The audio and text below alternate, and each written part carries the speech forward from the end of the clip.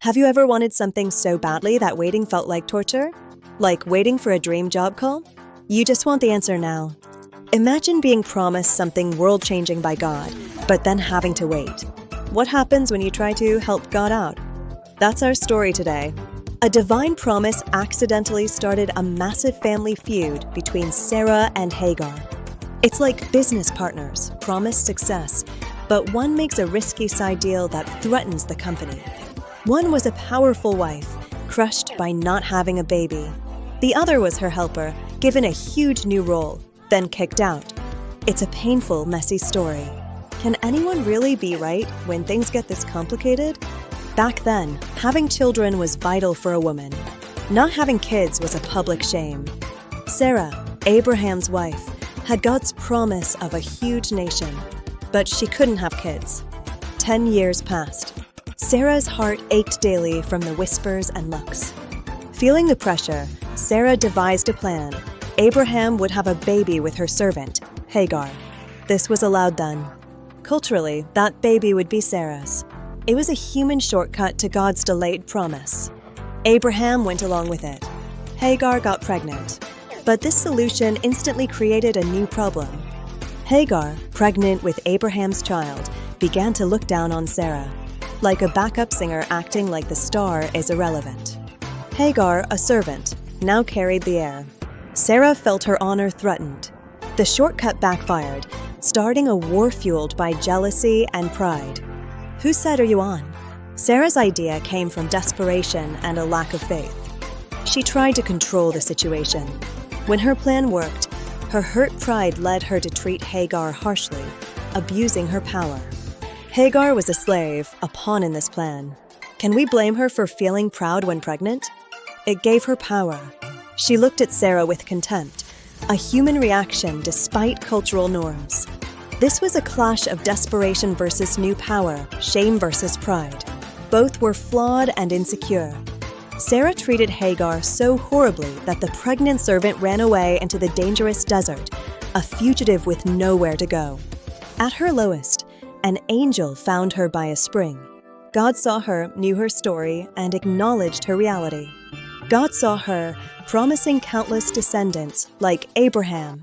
Her son, Ishmael, would be a wild donkey of a man. This meant her son would be free, a leader, not a slave, like a wild Mustang versus a stable horse. Hagar, amazed, named God El Roi, meaning the God who sees me. Seen, heard, and promised, Hagar received a difficult instruction: go back and submit to Sarah. Hagar obeyed. 14 years passed. Ishmael grew. Then, the impossible. 90-year-old Sarah had a baby boy, Isaac, just as God promised. Isaac means laughter. Sarah laughed when angels told her. They celebrated with a huge party, and for a moment, everything seemed okay. But the laughter soured. Sarah saw 16-year-old Ishmael laughing at Isaac. Whether playing or mocking, it didn't matter to Sarah. It was the final straw, confirming her fear that Ishmael threatened Isaac's inheritance. The peace shattered, rivalry returned. Sarah reacted fast. She demanded Abraham send Hagar and Ishmael away. This crushed Abraham.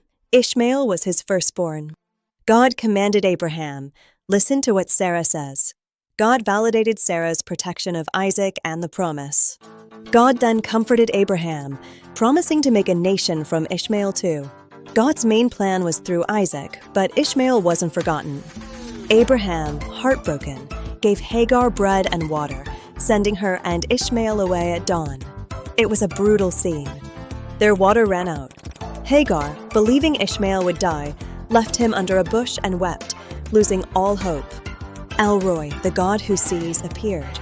An angel called, "Do not be afraid. God has heard the boy crying." God opened her eyes to a well, saving them. God repeated his promise, "I will make him into a great nation." God was with Ishmael, and he became the father of a great people. Was Sarah right to demand their expulsion? From our view, it seems cruel. But in her world, she protected the covenant line. Paul used this story. Ishmael represents human effort. Isaac represents relying on God's promise. God siding with Sarah showed Isaac's critical role. Yet, pain and mistakes remained. Abraham was heartbroken, Hagar and Ishmael traumatized, Sarah fearful.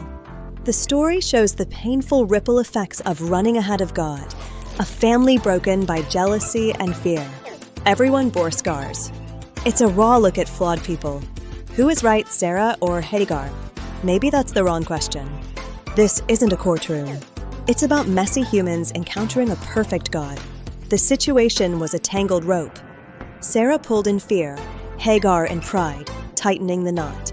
Sarah was wrong to force her solution and treat Hagar cruelly. Her faith wobbled, causing pain. Hagar was wrong to be disrespectful. Both acted from hurt and pride. God is the true hero, ultimately right. His promises don't depend on our perfection. God untangles our messes, weaving mistakes into his plan. He showed mercy, keeping promises to Sarah and Abraham through Isaac, and seeing Hagar, blessing Ishmael to father a great nation. The story cautions against jealousy and rushing God's timing. It also comforts, reminding us that even when unseen, God sees us. God hears us and brings life from broken situations. His will is done despite our imperfections. Question of the day: who do you sympathize with more, Sarah or Hagar? Let us know in the comments. Here are 5 quick take-home points. 1. God's timing is worth the wait. 2. Jealousy is a trap. 3. God is El Roy, the God who sees you. 4. God's promises don't fail. 5. God's grace is for everyone. Pop quiz. 1. What special name did Hagar give to God? 2. What does Isaac's name mean? 3. Who are the 2 sons of Abraham? Like and subscribe for more Bible stories. Share this video with anyone who feels unseen or is struggling. Thanks for watching.